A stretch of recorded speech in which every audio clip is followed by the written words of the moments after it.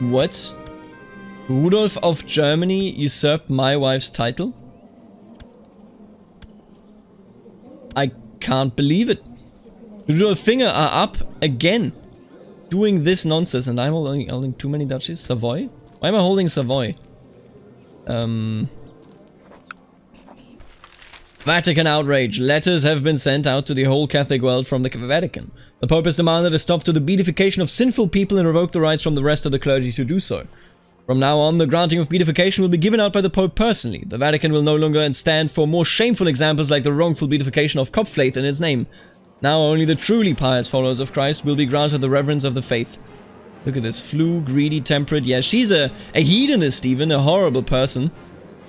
Good thing that the Pope is taking control. I support this. How could I not? What? King of Franconia? Oh man, this is a wild Holy Roman Empire. I am the king of the Germans. You're not supposed to be able to create the title King of Franconia. Oh well. I'm not home. I can't really do anything against King Rudolf of Franconia, but it is clear that the Ludolfinger dynasty is not gone after I destroyed their right to rule over Germany. Now they are ruling over Franconia. Let's just hope that this won't end as poorly as I'm imagining it will. Oh, look at that. The council and everybody else actually has decided that in light of my recent wars and fights against the Muslim threat, they support my my heir, Duke Hartmann of Holstein. So there will be a Billung in control, although he doesn't have children himself either. Damn. The dynasty of the House Billung may be ending quite soon. Oh my god. We're having a huge peasant problem up there. Look at this. We're having a gigantic problem. And I don't know exactly how to stop it right now, I'll be honest with you. I guess we're hiring more mercenaries. Now we barely have any money. Alright, I have ended the rebellions up here, but I will tell you, I left a deep, deep cut, a deep hole in our finances here. Returning from his travels, Cardinal Rudolf has brought with him an intriguing piece of clothing. My court chaplain gives me a seamless, finely woven tunic, which he claims is none other than the one Jesus wore before his crucifixion. You know what? I cannot compensate you. I do not have money, but I will owe you a favor. My friend, I will owe you a favor. Now, I think we are back in positive. Yeah, we are making money yet again. I'm a big fan of that idea. Let's take a look at this artifact. Seamless Robe of Jesus, quality 4, national tax modifier up, monthly prestige, piety, learning, same religion opinion. That is an amazing artifact, and by the way, we of course need to wear the Reichskrone. Alright, it's looking good so far when it comes to what we are sieging down here, what we are taking. Question is just if we actually can go through with it. He still, you know, he does have his own stuff going on, his own wars, but none of them actually match his strength, so maybe we are in a bit of a tighter spot than I initially thought we were. And all this sickness going around here. When we came here to start this war, we brought the camp fever with us. I'm not even kidding. That is exactly what happened here. Once we arrived, almost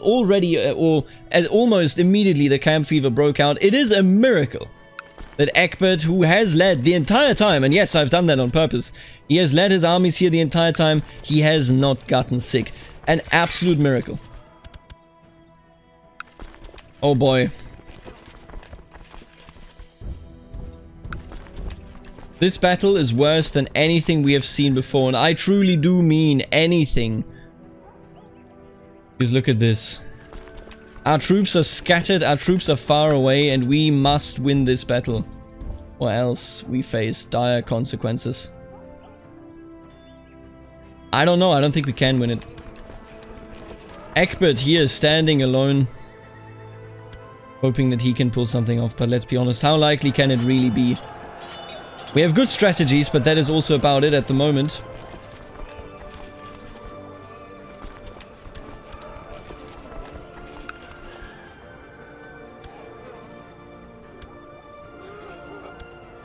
Will reinforcements arrive in time? We don't have any organizers anymore. This is a terrible, terrible fight that we are fighting, and probably, yeah, a very much lost one, it seems.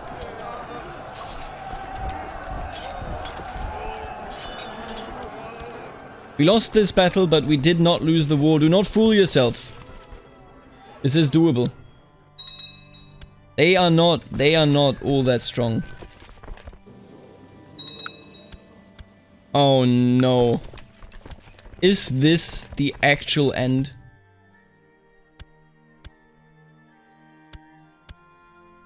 We're staring down the barrel of a gun. And I'm not sure that we can win against 15,000. My god. They are defending this territory valiantly, no doubt about it.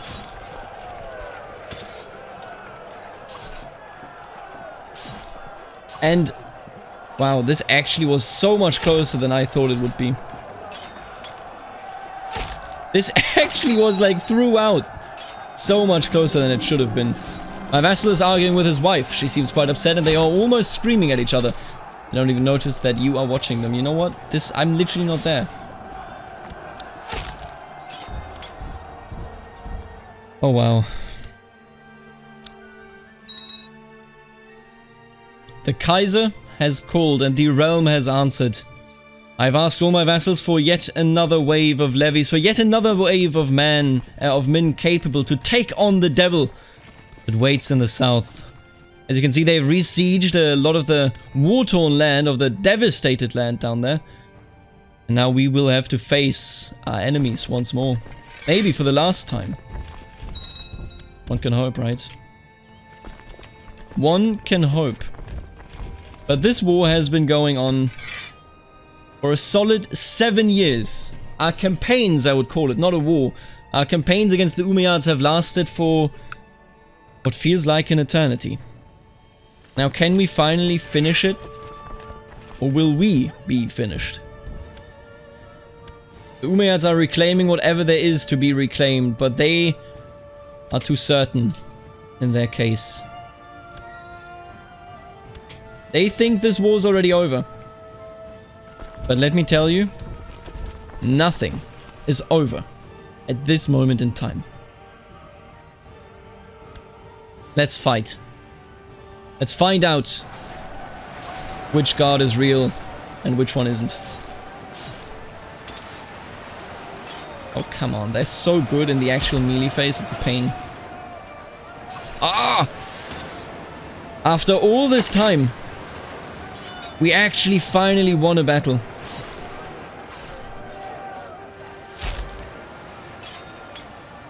No, we didn't. You have to be kidding me. The reinforcements, man. What? Oh my god. Wow. Been loss after loss after loss. I will not give you a white peace, devil. My god. I will not lose. I'm not ready to lose yet. Wait, what? He is defending the Umayyads? Consuneario of Coruña, a peasant leader? You gotta be kidding me. That's just incredible. Can we repeat the victory at Rosello? I think that is the main question here. Our armies are further apart. Our fate looks more dire. Oh, but we got good tactics this time around. Maybe actually cleaning. Maybe actually finally. Come on. Wow. I think we're getting the victory that we deserved this entire time. You got it. Thank you. People are trying to kill my wife Agnes. I will do something about that once I'm home. It has taken us 10 years of being away from home. As the enemy scurries away from the battlefield like frightened rabbits, you wipe the sweat off your brow and watch in silence. It was a hard-fought meal and you were in the thick of it, personally leading your men to victory. Not only have you won this battle, but also a great deal of respect. Songs will be sung on this day. My god. This has been one of the hardest fought wars that I have had, personally, in ages. Now's the time to press onwards and to defeat them once and for all. You know, historically speaking, emperors have been away for ages from time to time. Some more in Italy, some, you know, with crusades. This war is out of the ordinary, no doubt about it. And all the while this war is going on, all the while we are pushing south, while the emperor has decided that we should attack Cordoba itself, Cardinal Rudolph of Mainz states that his extensive medical experience leads him to the certain conclusion that your symptoms point to cancer. He insists that you follow his instructions. If we get cancer here, that would be so saddening. We have a fatigue.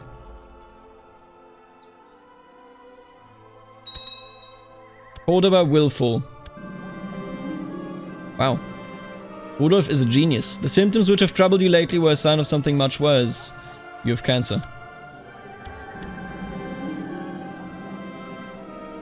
Please do only what is necessary. See, Cardinal Rudolph is treating us quite well, but how heartbreaking does it have to be to know, you know, you have served the gods all this time, or the gods, you have served God all this time, and then he doesn't save you from this. It is, I fear, another challenge throughout the very challenged life of Kaiser Egbert. Valdensian revolt up here. Oh my god, and it's in my capital. So right now I'm laying siege to Cordoba because my thinking is that if I capture any of his relatives, maybe the Caliph will finally decide that it is time to give up. And I can actually not believe that it has been 10 years since we began this war. 10 long years. And here we have a battle going on. I was looking at the north, my attention was divided. And I think I may have just thrown it.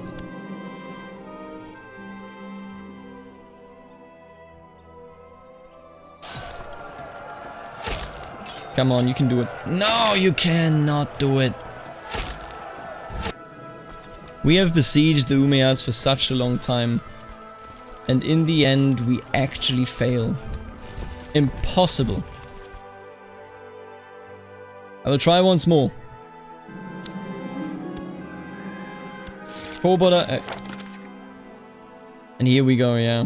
Duchess Kunigunde of Torgau has seen my weakness in Iberia, and I think after 10 long years, the excitement for the campaign against the Umayyads is long wavering.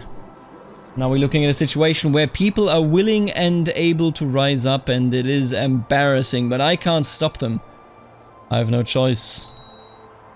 Council just became more powerful. I actually, you know what? I think Kaiser Egbert the Usurper is going to pull out of this war. Not only, I mean, gameplay-wise speaking, I think I could win it. But we had 10, I mean, actually, I don't know if I can win it. The Umayyads are still incredibly powerful. 20,000 troops. But look at this. King Atanagildo of Galicia is on the side of the Umayyads. Why would you do this? I offer you a white peace. There has been too much bloodshed between you and me. And the lords at home are getting unruly.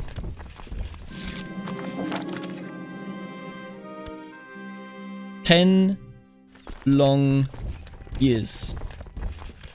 And I think this will be remembered as Kaiser Egbert the Usurper. And his lone crusade. I think it will be remembered. And I think the Holy Roman Empire is poorer for the white peace that resulted from it. My god, what a shame. Franconia is blobbing into Bohemia. I don't know, I'm not that big a fan of this. Oh, look at Poland. Who's in power? Suwałkia. Lithuanians, they must have usurped it. But the Zopolani dynasty still exists. That is quite okay. My god, that is depressing. 10 years of the life Kaiser Egbert. And I suppose this means that we will now focus on the faith, because we appear to have lost God's favor. Not only did we not win this war, but during the war we got cancer. Maybe another sign that we should have never been in this war for this long, but God's signs are many, and reading them is hard. You want a title, Transurania. County of Harden. You know what? Sure. In exchange for a favor, you shall have it.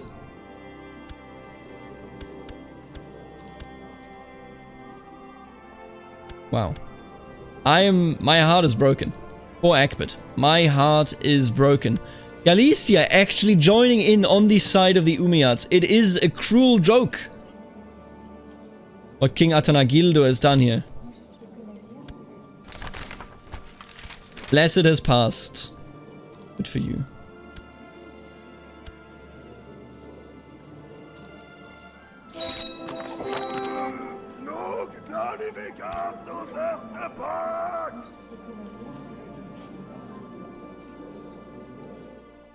Look at that, the Cardinal has expended the favor that we owed him because of the Mantle of Jesus, and he forced realm peace since Württemberg is actually attacking him. Another apostate, huh? Throw him into the dungeon. Frankly, I can't believe just how devastating these last 10 years were. The war for, you know, Aquitaine, the war against the Umayyads, was of course an absolute disaster in hindsight, but it started out so well. We had the Duke of Transurania win this very important battle down here for us. Now, the Duke is already gone, actually. His demise was met just 3 years into the war. After that, he had sadly passed away. An excellent warrior, an excellent fighter that I think saved, you know, at least the early start of the war. And in the end, we didn't even win. My god, his sacrifice was in vain. And then at home, of course, King Rudolf the Monk has been plotting against us. The Rudolfinger dynasty is rising up again under his leadership, creating a kingdom, despite, of course, that not being intentional. The kingdom of the Germans was supposed to incorporate this area in particular. Now, what I will do is, I think we're going to look inwards a bit. Kaiser Egbert the Usurper has lost a lot of his faith. He's still very zealous, but he believes that he has lost the favor of the god that he so, you know, has to thank for so much. Because think about it, he got cancer, he lost the war, he lacked the support of all of the Christians. Galicia, I still can't believe it. Galicia actually joined on the side of the Umayyads. It's honestly a bit... it's worrying to me just how much we have been fought off here by our opponents. And usually, you know, it sucks to... in a normal playthrough, it would suck to kind of go around and suffer from the fact that we just lost a war. But of course, in this one, it is a dramatic development. Kaiser Egbert the Usurper has lost the favor of God, and he has to regain it. So what we shall do is we shall build wherever we can, and we shall build temples. If I can find just a single property that I can build a temple in, there you go. Let's build temples. Let's make it clear that God, please bestow your favor onto us once more. Valdensian uprising. You know, we were out from home, and our very own home province, Oldenburg, in the meantime has become Valdensian. We return after 10 years of war in the south to absolute chaos, and my god, he has a skill of 27. That dude's insane. Bad news, everybody. Countess Agnes of Weinsberg died to the Great Pox. I think it is now obvious that God did not sanction our lone crusade, as I would call it, for the Umayyad dynasty, for Aquitaine. My wife is dead, we have cancer. Our realm is falling apart, the Catholic faith is weakened as never before, Waldensianism has taken control of Oldenburg itself. And am I seeing this? Siegbjörn, are you serious? Oh wow. Siegbjörn the Adventurer is defeating the Waldensian revolts. Siegbjörn, can I offer you a county? You know, he is of course a heathen, but we've done so much wrong in the last years. I think I'm gonna give Siegbjörn of Siegbjörn's host a county in the hope that I may be able to convert him. Werle. Oh, you shall be the Lord of Werle. I've considered your offer together with my closest advisors, and I'm afraid to say I cannot accept these terms. Werle is a fine county, but I think you will agree that the benefits of granting it to me peacefully far outweigh the sum of gold you request. Sure. Werle is yours, and I can only hope that I can move you towards converting here. We have to be at peace. Check that out. This is the story of the Normans, except over here in Werle. That's a pretty cool start. I hope that's gonna work out, I hope that's gonna amount to something. Now, usually these people actually convert on their own if you just let them. Oh, this is, you know what, I actually really like this idea. I'm gonna give you the skull of Saint Paul of Tarsus, so that you may learn what Christianity is all about. May your house protect this skull. May your house protect this in the name of Christianity. And I don't like, of course, that he's married to her, but, you know, maybe that's gonna end sooner rather than later. She's not pregnant yet. Maybe he's gonna move and divorce her. We will see how that goes. But that's actually nice. I really like this. Siegbjörn of Vale.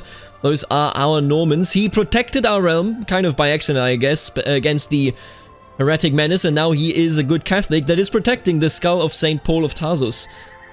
Very nice. Given to Duke Egbert of Angria by Pope Eugenius III for his participation in the Crusade for Lotharingia. Yeah, there you go.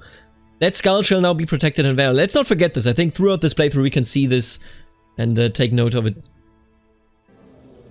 Now, there's of course the question of remarriage, but I don't think that Kaiser Egbert will be remarrying anytime soon. Now, of course, you know, he is interested in keeping his dynasty alive, but at the end of the day, he loved Agnes, and I'm sure that he is struck down with a case of severe depression by the death of his loved one.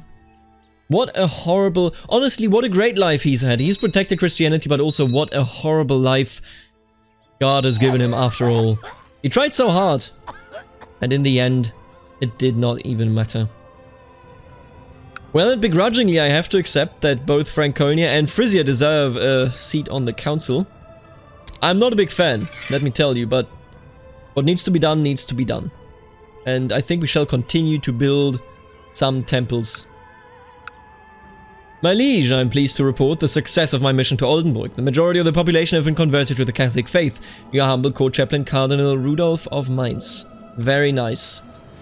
Very, very nice. And we shall convert the Slavs to the east. They all must become Christian. 14.99% of actually converting the entire county yearly. That is excellent. Alright, so I'm genuinely a decent fan, I think, of Sardinia and Corsica being a kingdom. They stand against us, against the Pope, and against the Fatimids.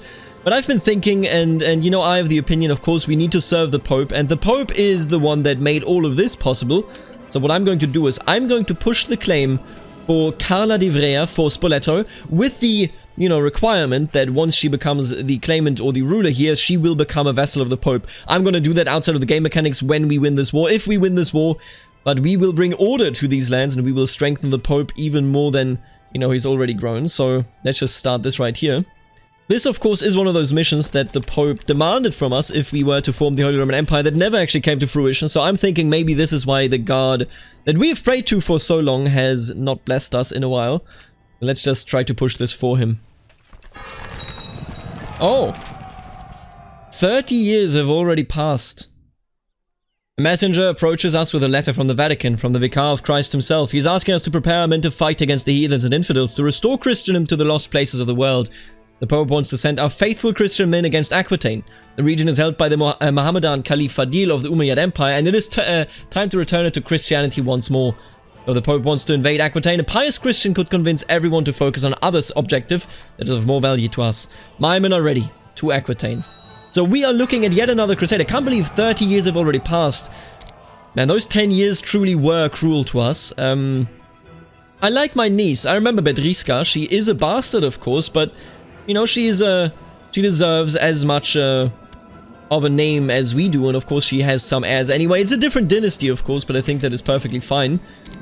I will fight for her. My beneficiary will get all the titles. I think it is only fair.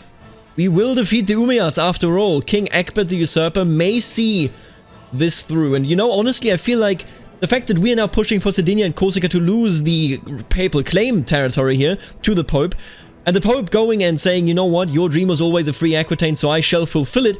I think this is maybe grace returning to us. At least I would hope so.